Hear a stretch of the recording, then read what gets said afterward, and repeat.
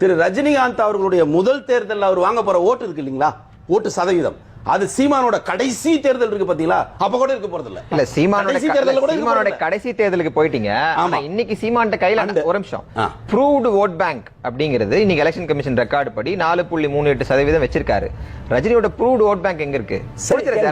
கேள்விக்கு அனுமதிங்க. தேசிய பாதுகாப்பு சட்டம்ங்கிறது உச்சபட்சமான ஒரு அரசியல் ரீதியான சட்டம். அதாவது அபாலிஷ் பண்ணணும்லாம் கேட்கறாங்க. அப்படி ஒரு சட்டத்துல கைதா இருக்கிறாரு. இத்தனை தேர்தல்கள்ல எத்தனையோ கூட்டணி அழைப்பு வந்தும் கூட்டணி வேண்டான்னு சமரசம் இல்லாம களத்தில் நிற்கிறாரு. 50% பெண்களுக்கு இடஒதுக்கீடு கொடுத்து களத்துல பெண்களை நிறுத்தி இருக்கிறாரு. தலித் மக்களை பொது தொகுதியில் நிறுத்தி பரிசோதனை முயற்சியில செஞ்சுட்டு இருக்காரு. இந்த முறை செய்ய போறேன்னு சொல்லியிருக்காரு. 11 வருஷமா நான் களத்தில் நிற்கிறேன், நீங்க 3 மாசம் வந்தனே ஆட்சியை பிடிச்சிருவேன் சொல்றீங்க, அது தவறான பார்வை அப்படின்னு சொல்றது கூட சீமானுக்கு உரிமை இல்லையா? இன்றைய பேட்டியை பொறுத்த வரைக்கும் திரைக்கவர்ச்சியை வைத்துக் கொண்டு மக்களை பிரெயின் வாஷ் பண்ணாதீங்க, களத்துக்கு வாங்க, போராட்டம் நடத்துங்க, மக்களை சந்திங்க, அதுக்கப்புறம் நீங்க அரசியல் செய்யுங்க. இன்னைக்கு கட்சி தொடங்க நான் இதுல ஆட்சி பிடிக்கிறேன்னு சொல்லி திரைக்கவர்ச்சி கொடுக்காதீங்கன்னு சொல்றதுல நம்ம அந்த கான்டெக்ட்ல நிக்கலாம் நினைக்கிறேன். அந்த பிம்பத்தை உடைப்பது, விமர்சிப்பது ஜனநாயக ரீதியா அவருக்கு உரிமை இருக்கு. எல்லாருக்குமே ஒரு பேராசை இருக்குங்க. என்ன தெரியுமா, எந்த கொள்கையும் என்னன்னு பார்க்காதீங்க. நான் ஒரு முகம், நான் ஒரு பிம்பம். என்னை பார்த்தா நல்லவனாட்டு தெரியுதா, என்னை பார்த்தா ஹீரோ மாதிரி தெரியுதா, எனக்கு ஓட்டு போட்டுருங்கன்னு கேட்குறேன். நான் என்ன கேட்குறேன், எம்ஜிஆரே வெறும் பிம்பம் தான். ஒருத்தருக்கு கொள்கையை சொன்னா தலை சுத்துது, இன்னொருத்தருக்கு கொள்கையை சொன்னா காப்பி அடிச்சிருவாங்கன்னு பயமா இருக்கு. நான் என்ன கேட்குறேன், இங்க பேசவே படாத ஏதாவது ஒரு புது கொள்கையை நீங்க எங்கேயாவது இருந்து எடுத்துட்டு வந்துட முடியுமான்னு நினைக்கிறேன். காந்திய டவுசர் போட்டு 2 பேர் கூட்டிட்டு வந்தாங்கன்னு சொல்றாரு. காந்திய கொலை செஞ்ச கும்பல் அவர் கூட சுதந்திர போராட்டத்தில் நின்றுச்சான். அது வரலாறுலயே இல்லாத பதிவு.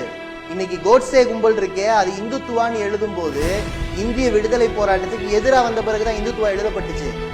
6 முறை மன்னிப்பு கடிதம் எழுதிட்டு கடைசியாக அவர் எழுதி கொடுத்து பிரிட்டிஷ் ஆட்சிக்கு எழுதி கொடுத்ததுதான் இந்துத்துவ சித்தாந்தம்.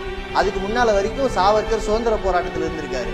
ஆனா எப்ப காட்டி கொடுத்தாரோ அப்பதான் இந்துத்துவாதி. அப்புறம் தான் டவுசர் வந்தது. நான் என்ன கேட்கிறேன், காந்தி பக்கத்துல டவுசர் போட்டு 2 பேர் நின்னாங்கன்னு சொல்றதா உங்க மையம்னா, உங்க மையம் யாருக்கான மையம் நான் கேட்கிறேன். இதை வச்சுக்கிட்டு நான் பினராயி விஜயனையும் ஆதரிப்பேன், மோடியும் ஆதரிப்பேன்னு சொல்றீங்கல்ல. பினராயி விஜயனை ஆதரிச்சா மோடி ஆதரிக்க முடியாது. ஏன்னா அவரு மண்ணிலிருந்து வந்த சாதாரண மக்களோட பிரதிநிதி, மோடி கார்பரேட் களவாணிகளோட பிரதிநிதி. இதுல எப்படி நீங்க 2 பேருக்கும் நீங்க ஆதரவா எப்படி இருப்பீங்க? விவசாயிகளையும் ஆதரிப்பேன், அம்பானியும் ஆதரிப்பேன். விவசாயிகளும் போராடலாம், அம்பானியும் போராடலாம். இது என்ன கொள்கை? நீங்க ஒரு பக்கம் தான் நிக்க முடியும். சூரப்பாவை ஆதரிப்பேன்னு ஒரு பிரச்சாரம் இப்ப ஆரம்பிச்சிருக்காரு. விசாரணை செய்யக்கூடாதுன்றாரு. இதே வரைமுறைய, இதே அளவுகோல எல்லாருக்கும் பொறுத்து வரா. அவர் கேட்கிறாரு, அவனையெல்லாம் விசாரிச்சியா, இவரையும் விசாரிக்கணும்னு கேட்கிறாரு. உண்மையிலேயே சரியான கொள்கைவாதியா இருந்தா எல்லாரும் விசாரிக்கணும்னு சொல்லுவாரு. இதுதாங்க பிரச்சனை. கட்சியே ஆரம்பிக்காத ஒருத்தரோட கூட்டணி வைக்கிறத பத்தி, இன்னும் சொல்ல போனா தனக்கு எதிரான கருத்து இருந்தாலும் கூட்டணி வைக்கிறத பத்தி பேசுவாரு. நடத்திட்டு இருக்கிற கட்சிகளை எல்லாம் குறை சொல்லுவாரு. என்ன சொல்றாருன்னா, நான் எப்பவும் நாத்திகம்லாம் பேசுறேன், ஆனா ரஜினி வலதுசாரி அப்படின்னு இல்ல, வலதுசாரிதான்னு சொல்லிட்டு மையத்தில் இருக்கிறவங்களுக்கு வலது நெருக்கமா இருக்கு.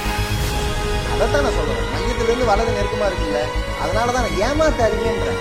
இதுதான் உடச்சு சொல்லுங்களேன். உங்க கொள்கைன்னு நீங்க சொல்லாம சொல்ற ஒவ்வொரு வரிக்கு பின்னாலையும் கொள்கை இருக்கு, உங்க வார்த்தை ஒவ்வொன்றுக்கு பின்னாலையும் அரசியல் இருக்கு. யாருக்கான அரசியல்? திடீர்னு குதிக்கிற எந்த பிம்பத்தையும் ஏற்படுறாங்க. கூட நில்லு, 10 வருஷம் வேலை பாரு. நீ யார் அடிபட்டு, நான் அடிபட்டா கூட நிக்கிறியான்னு ஒரு சாதாரண தொண்டை பார்க்கணும். எனக்கு ஒரு பிரச்சனைனா எனக்காக குரல் கொடுக்குறியான்னு ஒரு தொண்டர் பார்க்கணும்.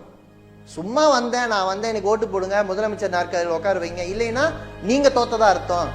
இது ஈஸியா இருக்குல்ல.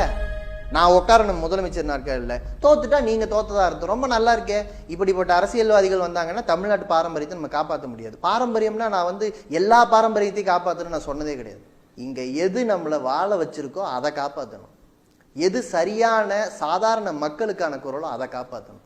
கமலஹாசன் எந்த ஒரு போராட்டத்துக்கு வீதிக்கு வராம முதல் முறையாக தேர்தலுக்காக மட்டுமே வீதிக்கு வர்ற இந்த நடிகர்கள் எப்படி பாக்குறீங்க?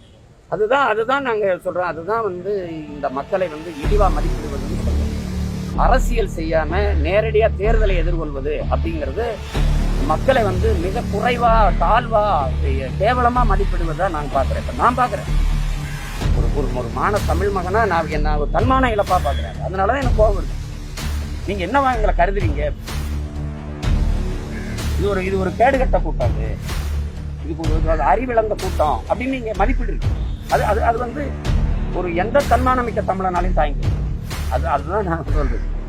சார் விரைவில் விஜய் அவர்களும் வருவார் அப்படின்னு அப்பா சொல்லிட்டு இந்த ரஜினிகாந்தையும் கமலஹாசனையும் அடிக்கிறாங்க. இனி எந்த நடிகனுக்கும் கட்சி ஆரம்பிக்கணுங்கிற எண்ணம் வராது. நடிகை விஜய்க்கு சேர்த்தா சார் எல்லாருக்கும் சரி. நடிக்கிறது மட்டுமே நாடாள தகுதின்னு நினைக்கிற ஒரு கொடுமை இருக்குல்ல, அதை இதோட முடிக்கணும்னு நாங்க நினைக்கிறோம். நீ அங்கிருந்தானே வந்தாங்கன்னா ரசிகர்களை சந்திக்கலையே. விஜயகாந்த போல, கமலை போல, ரஜினியை போல நான் ரசிகர்களை சந்திக்கிறேன், நான் மக்களை சந்திக்கிறேன்.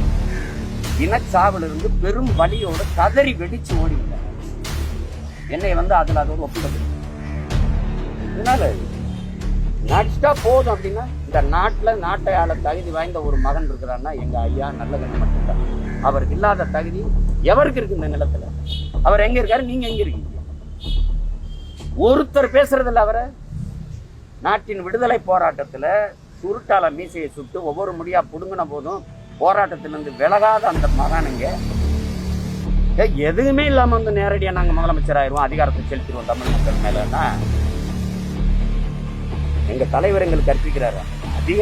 அரசியல் என்பது மக்களின் மீது அதிகாரத்தை செலுத்துகிற விவகாரம் அல்ல, அது மக்களுக்கு ஆற்றப்படுகிற புனிதமான தொண்டு. அப்படி தொண்டு செய்யறாங்களா இல்ல செஞ்சுட்டாங்களா?